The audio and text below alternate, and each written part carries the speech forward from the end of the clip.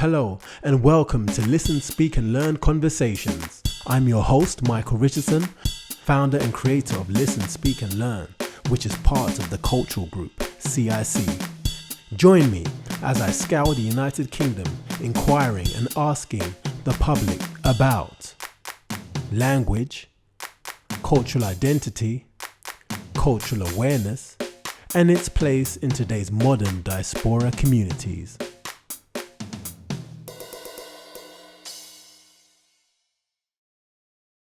And welcome to the first in a series of Listen, Speak and Learn Conversations. For years I've been intrigued as to why so few second and third generations born in the United Kingdom speak or understand their mother tongue. I wanted to interview and speak with members of the public to find out their thoughts and opinions as to why they speak or why they don't speak their native tongue. Some of the issues or circumstances that make it either tough to do so or make people unable to speak their language. What they gain when they can and what they miss when they don't. Also finding out whether the importance of language plays a part in your cultural identity. And what does your cultural identity do for you if or when you plan to go back home? Whether on holiday, temporarily, or longer term. So, as I travel the country, I'll ask people varying questions just to gauge their thoughts and opinions. As of now, there's no right answer to many of the questions, but it's really just to engage people and to get into their thought process as to why they teach or don't teach their children about their culture and identity. Is there something we're missing if we throw the baby out with the bathwater? What is lost if you don't teach your children your culture or your language? What do you gain through not teaching them?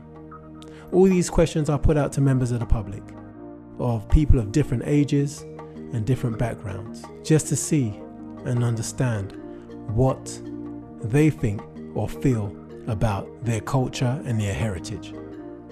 Well, join me. This is the first in a series. Once it's all said and done, leave your comments on this page or write in if you have any questions you'd like me to pose to members of the public. Choice of music. Sorry, I want to keep your space in the queue. Sorry. Choice of name of my kids, actually, so things like that. Okay. So culturally, how would you identify yourself?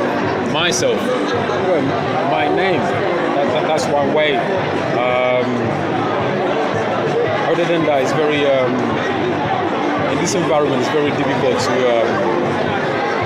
The choice of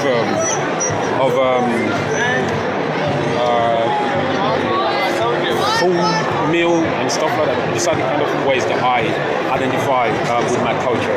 Okay, so how would you identify? If somebody said, "Where is your heart?" If someone said, "Where is your heart?" What country or what continent would you say your heart is?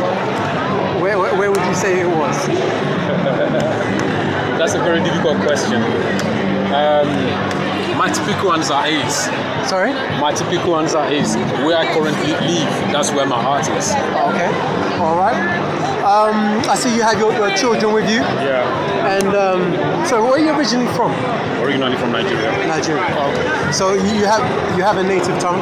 Do your children speak their native tongue?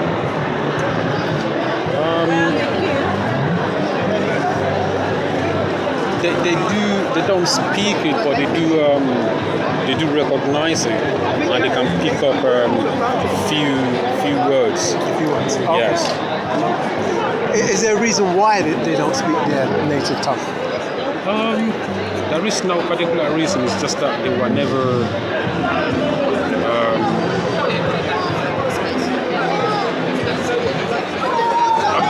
Both parents speak English, so and that's the main language at home as well. So I think they just speak it from there.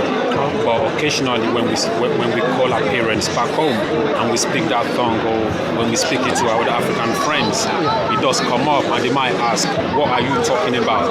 So, like my elders, we kind of pick up and say, "Oh, what are you talking about?" Or just mention my name, something like that, and then I will have to tell him or explain to him, though it sounds like your name, but it's something completely different. So. Okay.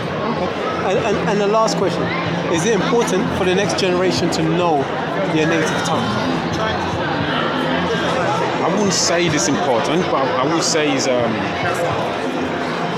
they don't have to speak it or know it, but they can identify with the language and say, yeah, that's my full or my parents' language or my forefathers' language. But I don't think it's really necessary to speak it.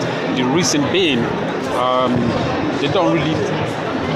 It may be a time will come when they will need to know how to speak the tongue. For example, like if you are Chinese or you are from the Indian subcontinent, then it's necessary to know those languages because they are economic power and you just need to be able to speak the language. Whereas African doesn't represent anything like that at the moment. If anything, all these stories that come back from home is about corruption, and so it doesn't really inspire you to want to learn or to want to teach your children to speak the language. Okay. All right. Well, my name is Michael Richardson. Thank you for sharing your thoughts. That's very kind. Thank you. I hope you enjoyed listening to today's interview. Please tune in to the next episode of Listen, Speak and Learn Conversations. I'm your host, Michael Richardson, signing off. Until next time.